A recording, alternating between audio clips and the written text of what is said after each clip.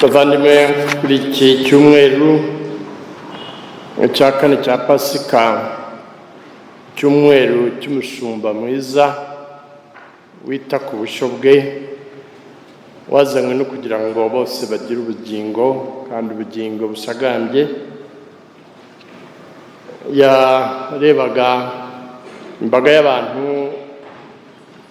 igenda amanywa nijoro, bakamugeraho bananiwe, impamba y'abashiranye, bashakisha aherereye ngo bumve ijambo rye ribaha ubuzima, ribarema mu kwizera. Arabareba, abagirira impuhwe ko bameze nk'intama zitagira umushumba. Kuri iki cyumweru rero twiyambaza Nyagasani, Kiliziya yose hamwe na nyir'ubutungane Papa Leo wa 14, kugira ngo Nyagasani yohereze abasaruzi, ubushyo bw'Imana bubone abashumba bita ku bushyo bwe. Akaba rero hari ubutumwa yaduhaye bwo kuri uyu munsi, aribwo ngira ngo tuzirikaneho. Nyir'ubutungane Papa Leo agira ati: dusobanukirwe n'ingabire y'Imana dutuyemo. Bavandimwe, cyane cyane rubyiruko nkunda, tuyobowe na Yezu wazutse kuri iki cyumweru cya kane cya Pasika, cyumweru cy'umushumba mwiza, turahimbaza umunsi mpuzamahanga wo gusabira abahamagarirwa ubutumwa muri Kiliziya. Bukaba ari inshuro ya 63 twizihiza uyu munsi. Ni umwanya utagira ukusa wo kubasangiza bimwe mu bitekerezo bijyanye n'umuhamagaro wa muntu, byumvikana nk'impano idasanzwe Imana iduha ku buntu, ikurira imbere mu mutima wa buri wese maze igasagamba. Turebere hamwe iby'iryo zina, by'iyo nzira ihebuje umushumba wacu Yezu Kristo wazutse yatwereka. Ni inzira y'ubwiza buhebuje.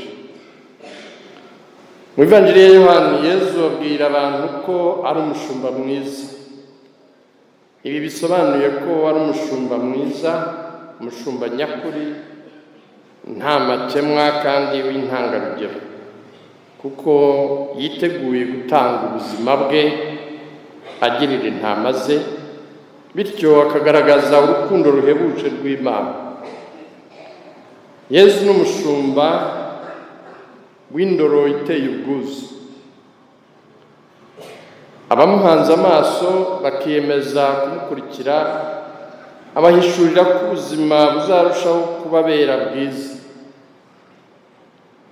Kugira ngo bamenye ubwiza bw'urwo rukundo n'ubwo buzima bereka, ntibagomba gukoresha amaso y'umubiri cyangwa ibindi bigaragara inyuma, ahubwo kuko bidahagije bagomba kumurangamira kandi bakamuzirikana umutima wabo.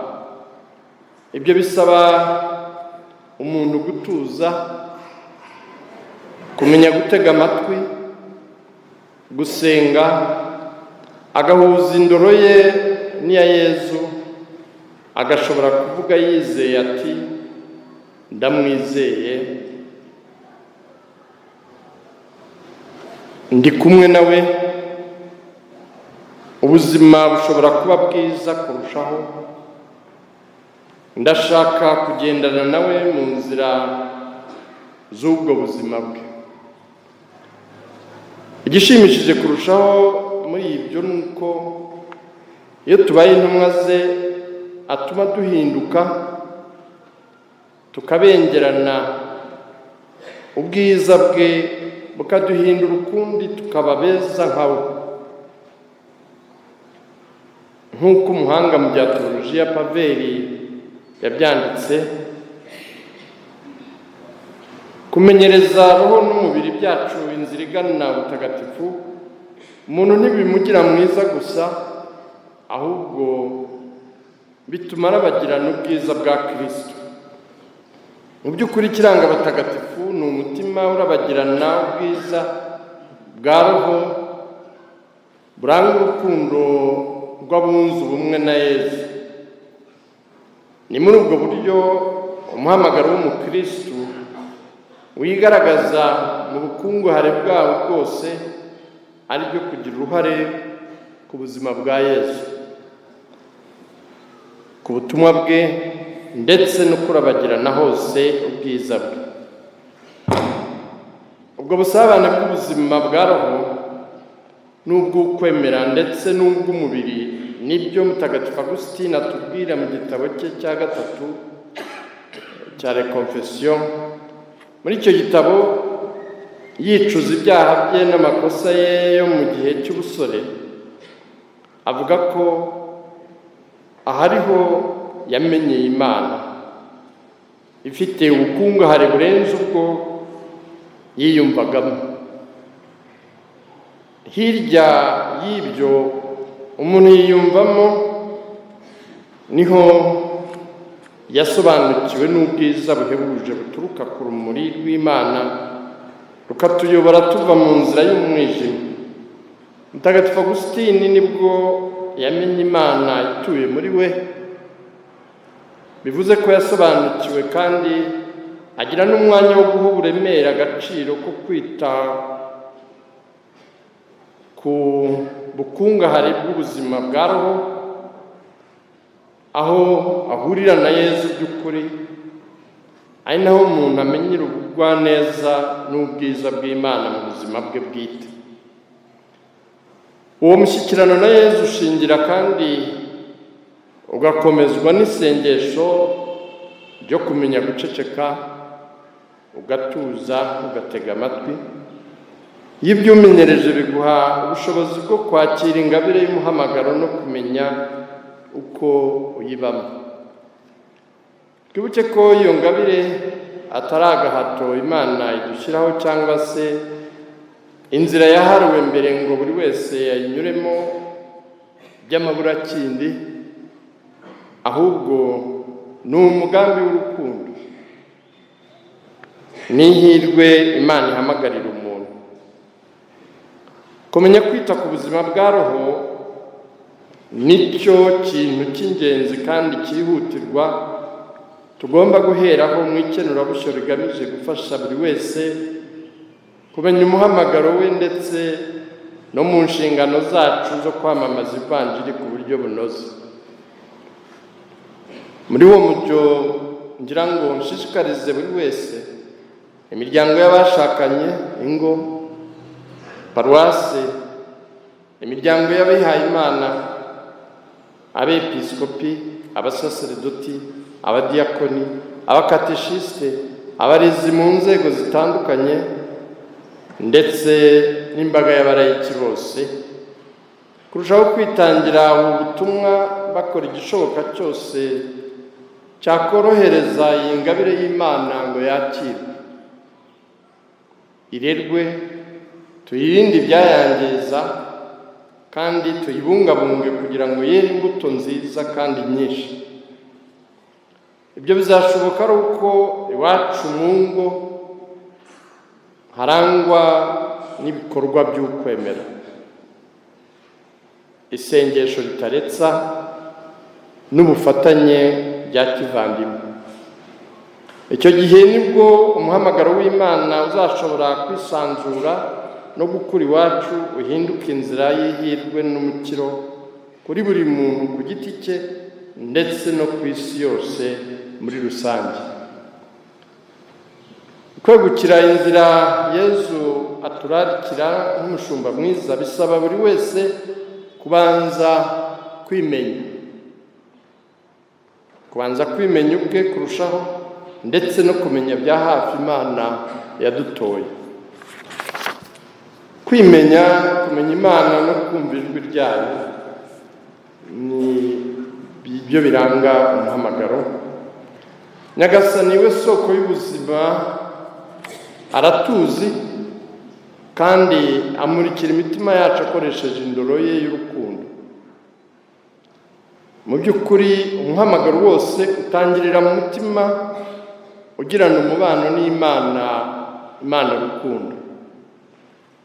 Imana iratuzi bihagije ku buryo izi n'umusatsi wacu uri ku mutwe, nk'uko bivuga nta n'agasatsi kagwa atabizi kandi atabyemeye. Yateguriye buri wese inzira y'ubutagatifu n'icyo azakora. Nk'uko ituzi natwe iturarikira kuyimenya binyuze mu isengesho, mu kumva ijambo ryayo, mu guhabwa amasakaramentu, mu kwinjira mu buzima bwa Kiliziya no mu kwitangira abavandimwe bacu. Nk'uko umwana Samweli mu buryo butunguranye yumvise muri ijwi ry'Imana rimuhamagara, akihatira kumenya ibyo ari byo wafashijwe na Heli, niko natwe duhamagarirwa kwimenyereza umutuzo mu mutima wacu kugira ngo dushobore kumenya icyo Imana iduhishiye mu mutima wayo kiduhesha umukiro. Ubwo bumenyi si bwa bundi bw'ubwenge buhambaye butagaragara cyangwa se bwa gihanga, ahubwo ni ukumva ko wowe ubwawe wahuye n'Imana mukagirana umubano, ukaba umuntu mushya Imana idutuyemo,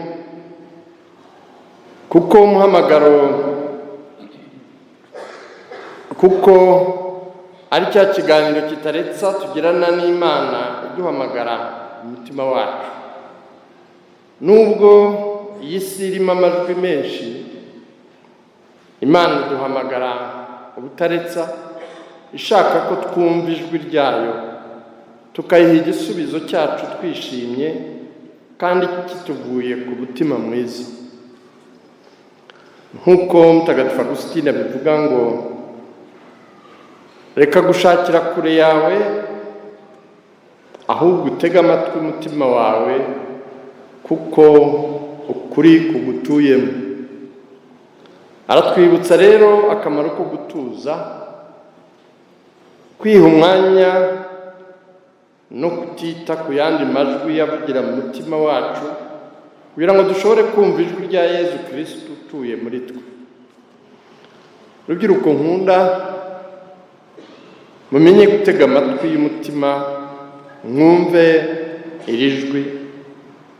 Nimutege amatwi ijwi rya Nyagasani ubararikira kubaho mu buzima busendereye kandi bwishimye, aho mushobora kubyaza imbuto impano zanyu zinyuranye, maze intege nke zanyu n'ibindi byose bibagora mu buzima mubiture ku musaraba wuje ikuzo wa Kristo.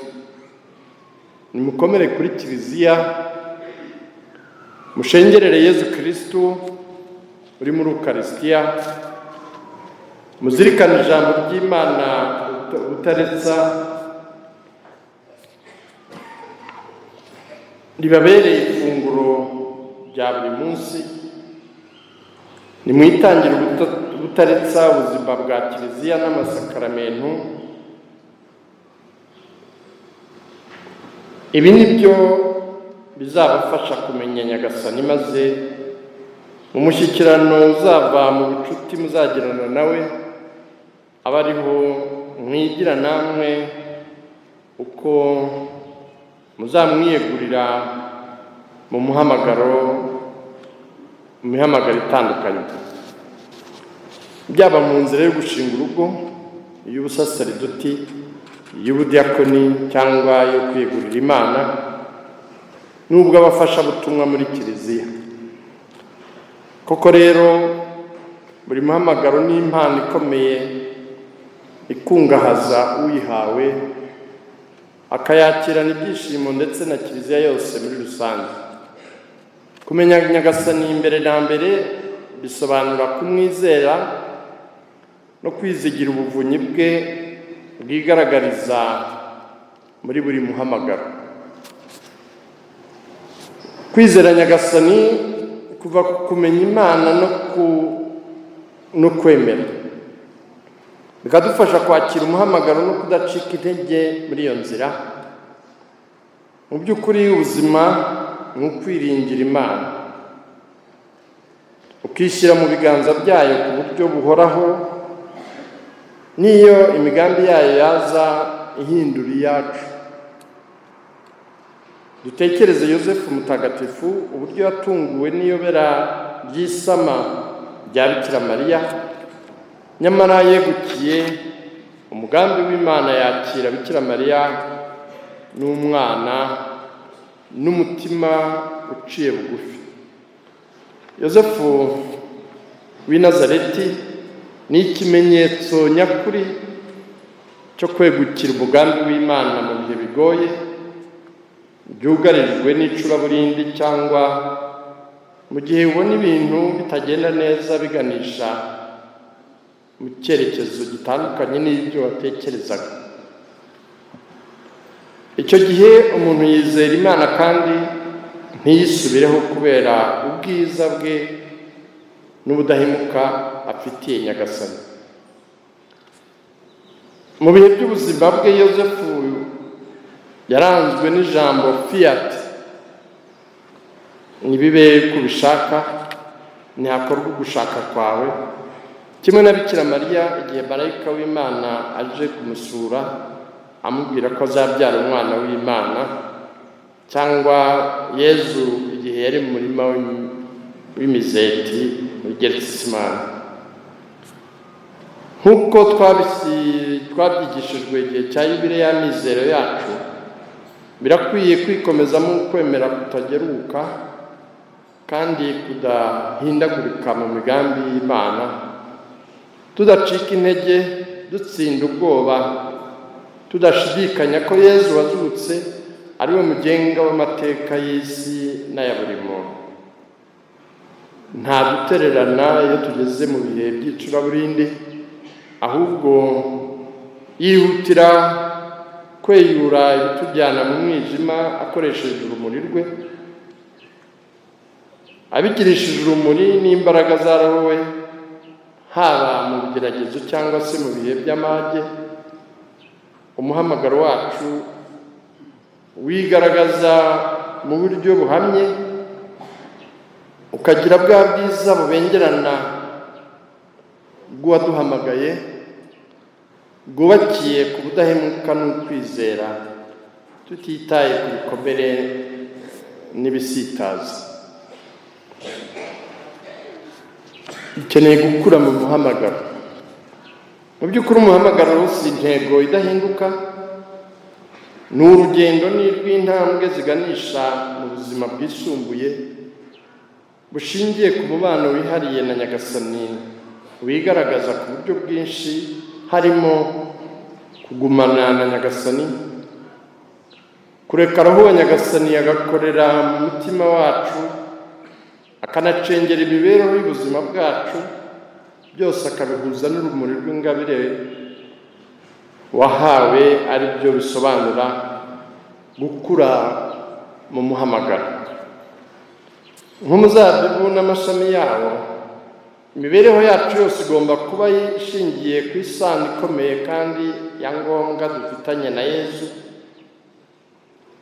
kugira ngo ibe igisubizo nyacyo ku muhamagaro wacu, binyuze mu kwigomwa no mu bigeragezo. Ahantu h'ingenzi hagaragarira ugushaka kw'Imana, ukahabonera urukundo rwayo ruhebuje, ni mu isano ikomeye kandi yihariye n'abavandimwe mu buzima bwacu. Ni iby'agaciro kugira ngo umuyobozi wa Roho udashidikanyaho kuva mu ntangiriro y'umuhamagaro no mu gukura k'umuhamagaro wacu. Ni ngombwa kugira ubushobozi n'ubushishozi no kwigenzura uyobowe na Roho Mutagatifu, kugira ngo umuhamagaro ushobore kwera imbuto nziza.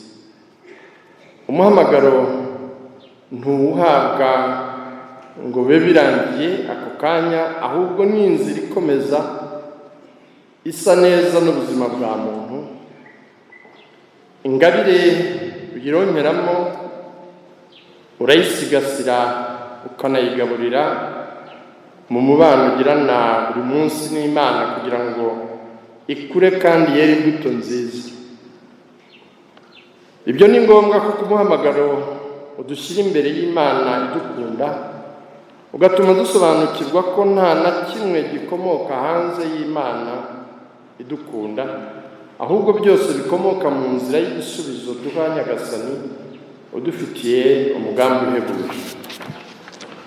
Bavandimwe rubyiruko nkunda,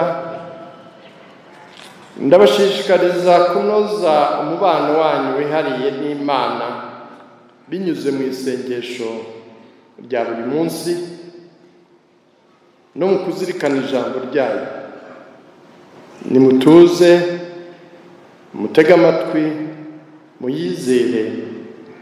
Ni muri ubwo buryo umuhamagaro uzakura, mugahirwa, ukera imbuto nyinshi muri Kiliziya no ku isi yose. Umubyeyi Bikira Mariya we ntangarugero mu kwakira ingabire y'Imana, wahebuje abandi mu gutega amatwi no mu gusenga, abaherekeze kandi abasabire iteka muri iyo nzira.